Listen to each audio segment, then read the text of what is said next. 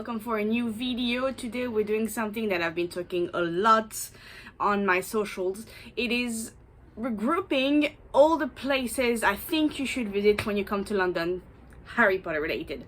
So there is 7 and I've sort of categorized them, which is like 3 are the obvious one, 3 are sort of niche, and there is a honorable mention. So I did a voiceover on a lot of footage, so it took me a while to do that because there is for example, there's a shop called House of Spells. I took the footage last year, I believe, so it took me quite a while to have everything together, and I hope you're gonna enjoy that. And I hope it's going to give you a guide on what to do, because I put the addresses and stuff. You can check in the info bar below for all the information. And I even mentioned for the cursed child that I will put in down below the place I got my tickets from.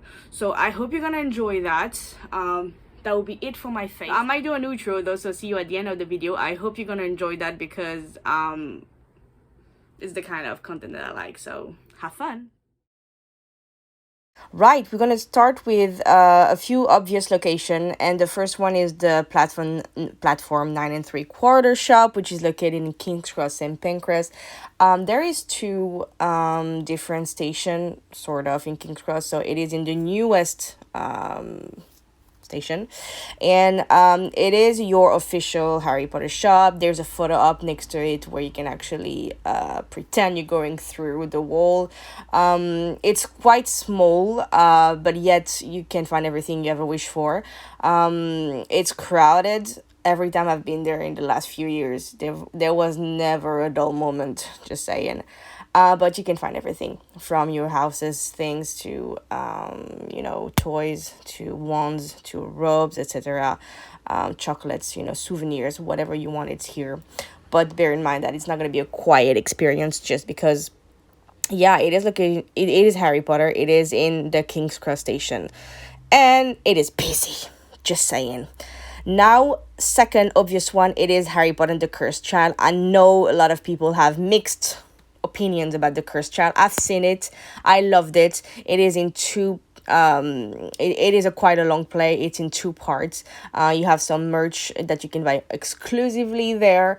It is an interesting story. A lot of people hate that story, but I love it. No spoilers, don't worry. But it's quite an experience as well to see a theater play in 2 parts, just saying. That was quite a day, and the theater itself is majestic, just so you know.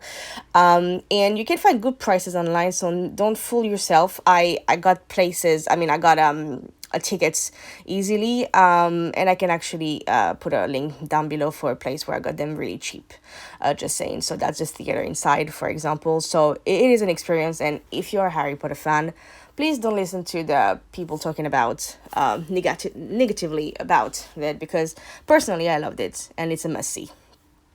Then the Warner Bros. Studio Tour. I mean, if you go back to my Harry Potter playlist, I've done multiple videos about it, from the location to the details to the shops to the things to eat. It is a place to see if you are a fan, obviously, and it is majestic. I mean, the prices are 50 quid for a ticket, but it is worth every penny when you're a fan, right? So you can see a lot of props. You can see a lot of costumes. Not just props. You can actually see pieces of the decor, the behind the scene, the special effects, and they try to keep it very interesting throughout the years. Not throughout the years only, but throughout the year with seasons things such as the dark magic things around Christmas, around Halloween, around Christmas. They do have the Yule Ball. It's quite interesting, and personally I've done it multiple times because it keeps on changing and it keeps on adding things. And it's just always wonderful to walk through the sets and the thing. It's like it's more than rewatching the movie. It's like being in the movie, being with the actors, being with the crew, and when you really love not just the story but the whole world behind it, well, you can visit the Forbidden Forest. Like here, it's there's multiple experiences. You have the Hogwarts Express as well. You have outside with outside things such as the Burrow, Mr. and Mrs. Dursley house. You have the where they pull out that nasty thing. Don't have the name right now. I should have wrote it down. But you know what I mean. I mean, it's they keep on adding things. This the Mandrake just coming back when I see it. So they keep on adding things all the time, and it's very interesting because every time you come, it is a bit different. Just saying. So I really recommend it. Because again, it's the obvious one. Everybody sort of know about the studios, but like it's not just a walkthrough, it's an experience itself. You're not gonna come back the same from the studio tour. Look at that special effect. I think it's just I don't know, it's one of a kind. And last time I went, so there was this as well. There was like fireworks on Hogwarts. That was magical. So yeah, it is a place to go. Now we're gonna go through the niche things. So House of Spell, no, it's not niche, because House of Spell is there's a few locations now in London. I think there's one on Piccadilly and there's also one on Oxford Street, and it's a shop selling a lot of fandom things, such as Harry Potter. Obviously it's a big chunk of it, but there's Game of Thrones, there is Star Trek, there is Lord of the Ring, everything you can think of. Basically they have it on the second floor, I believe, on that one. But so they have a lot of things. They have a lot of licensed things. They have a lot of, you know, things in their white packaging like this, but also the real thing. It's not that it's not real, but a lot of things that you can buy online, and a lot of things that you can also buy as, I don't know how to explain it. It's official merchandise, basically. So don't be afraid. I do like the fact that there's a lot of attention to detail. So when you visit the shop, it's quite cool. It is quite busy, but I've been there in very quiet time, just saying, because not a lot of people knows about that shop. But there is a lot of interesting things. They have a lot of theme things, such as there's a whole Hedwig, how do you pronounce it? Anyway, there's a lot of different collection, and yeah, so it's different from somewhere else. Now the niche one. So this is, it's gonna be quick because it's next to the Cursed Child. It is a place when you can go and mix your own alcohol. You can make your wand. Nobody knows about that. It is called the I put the name before, and I didn't know about that. So it's an experience. You have to book in advance, and it's in still Soho near Leicester Square. So I would recommend that because apparently it's a really great place for a one of a kind experience.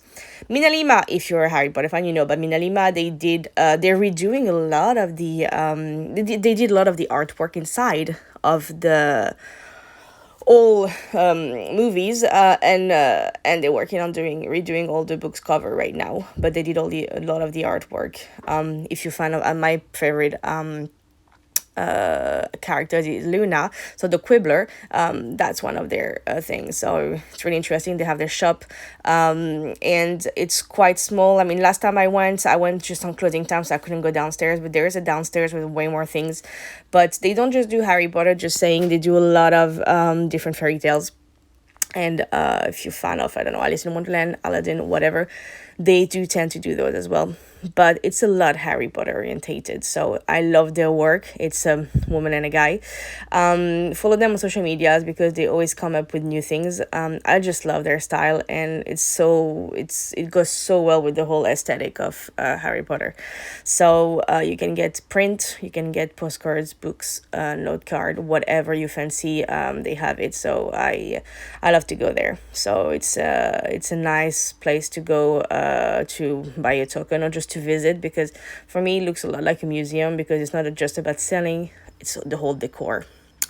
Honorable mention to Heathrow Terminal 5 Harry Potter shop. Sorry, it's gonna be the other way around because I only filmed with my phone when I was there. So it's the same vibe as the King's Cross St Pancras shop, but it is smaller and less crowded because it is through a terminal. So it actually after you pass security. So not everybody's a Harry Potter fan. So it is more breathable, and they do sell the same thing. I have asked, and there's nothing just relating to the terminal or just, as an exclusive, but you can shop freely. And if you have a few coins left after your holidays in London, well, you can spend them here. So it's really well organized. They have most of the stuff. They don't have everything, obviously, but it's quieter. It's nicer. I love as well the aesthetic. And it's worth mentioning because probably people don't know. Not everybody go through Heathrow. Obviously, you have to go through Heathrow, but I think it's a great location, and it's still a shop. But the fact that you can still have a little bit of Harry Potter magic before boarding is quite cool. Because I know a lot of people are doing just Harry Potter travel things. So try to go through Heathrow and you can have your actually last moment of Harry Potter still in the airport. So yeah, they have everything. I film everything so you can see it's not just a small shop. So that's it for me today. I hope you enjoyed the 7 locations Harry Potter related in London. It's sort of a guide for you. I know that there's some obvious one, but I know that there's some niche one that everybody is going to enjoy. You know what to do. Give me a thumbs up, subscribe, which is the most important thing. Like the video if you will. And I'll see you in my next one. And if you have any questions on other things or London related / Harry Potter, put it down below, or you can always contact me privately on social medias. All right, I'll see you in my next one. Bye bye.